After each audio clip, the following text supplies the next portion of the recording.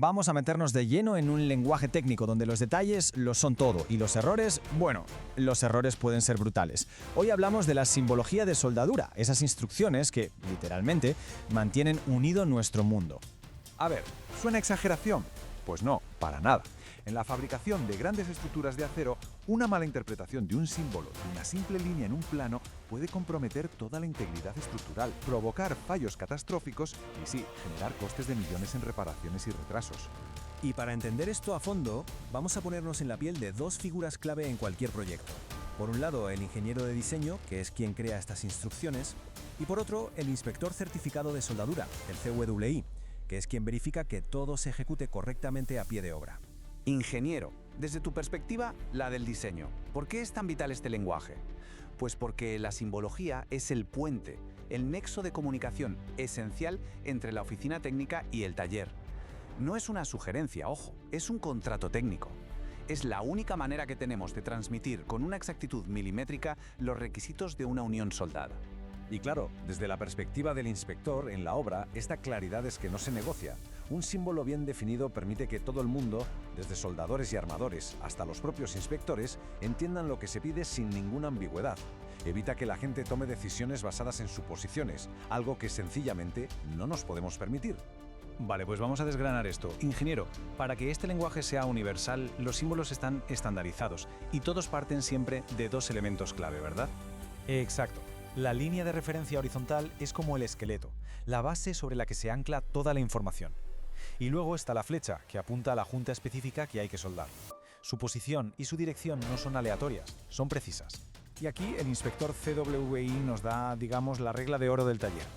En la práctica la norma es muy simple. Lo que ves debajo de la línea lo haces donde apunta la flecha. Y todo lo que está especificado por encima de esa línea pues se ejecuta en el lado contrario de la unión. Así de claro.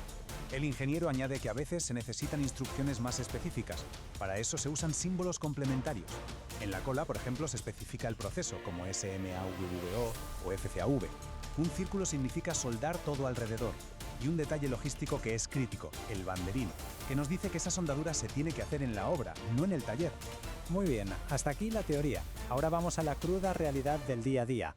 Inspector, ¿cuáles son esos problemas comunes, esos errores costosos que te encuentras una y otra vez en las inspecciones? Este es uno de los errores más graves que vemos. Un fabricante puede preparar un bisel a la profundidad correcta, la que se le indica, pero si no entiende que el requisito de ingeniería exige una mayor penetración de junta, la soldadura se queda corta, subdimensionada, y eso, claro, la hace estructuralmente deficiente. El ingeniero lo aclara, tirando de la norma AVVS A2.4. Efectivamente, la letra D se refiere a la profundidad de la ranura, del bisel que se mecaniza. Pero el valor crítico para el diseño, el que importa, es la garganta efectiva, que se designa como S. O sea, si un símbolo dice 6 milímetros, 9 milímetros, significa que preparas una ranura de 6 milímetros, pero la soldadura tiene que lograr una penetración total de 9. Ese es el requisito de resistencia real. El inspector nos señala otro problema que es un clásico: la interpretación del paso en las soldaduras intermitentes. El plano te dice, por ejemplo, 50-150. Muchísima gente interpreta que hay 150 milímetros de espacio libre entre cada cordón de 50. Error, es una interpretación incorrecta. El paso es siempre la distancia de centro a centro.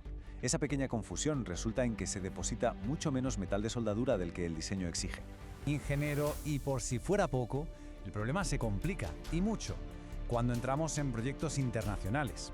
Porque claro, no todo el mundo habla el mismo dialecto de simbología. Principalmente nos encontramos con dos grandes estándares: el americano, AWS, y el internacional, ISO.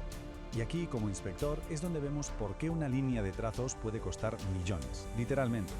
Un soldador que solo ha trabajado con la norma AWS ve un plano ISO y es muy posible que ignore por completo la línea discontinua. El problema, que en ISO la información del otro lado va justo en esa línea de trazos.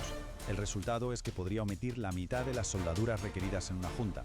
Un error con consecuencias gravísimas. Y el ingeniero remata con otra diferencia que es crítica. Y es cómo se dimensiona una soldadura en ángulo o de filete. La norma AWS especifica la longitud de la pata, lo que se llama la medida Z, pero la ISO, en cambio, prioriza el espesor de la garganta, la medida A, que es la dimensión resistente real. Confundir una con otra lleva directamente a soldaduras más débiles de lo necesario y a un potencial fallo estructural. Al final, da igual si estamos en la oficina del ingeniero o a pie de obra con el inspector. ambos coinciden en un punto que no es negociable. En soldadura, la precisión no es una opción, es un requisito absoluto de seguridad y de calidad. Entonces, a modo de resumen, las reglas de oro serían estas. Primero, verificar siempre la norma que aplica en el proyecto. Segundo, entender que el símbolo es un contrato, no una sugerencia. Tercero, diferenciar siempre entre la preparación de y el requisito final S. Cuarto, medir el paso correctamente, siempre de centro a centro. Y la más importante de todas, si un símbolo no está meridianamente claro, el trabajo se detiene hasta que se aclare. Y para cerrar, creo que no hay nada mejor que esta cita sacada directamente de la norma IWS A2.4. Es toda una declaración de principios. La responsabilidad de la claridad recae, sin ninguna duda, en el diseñador.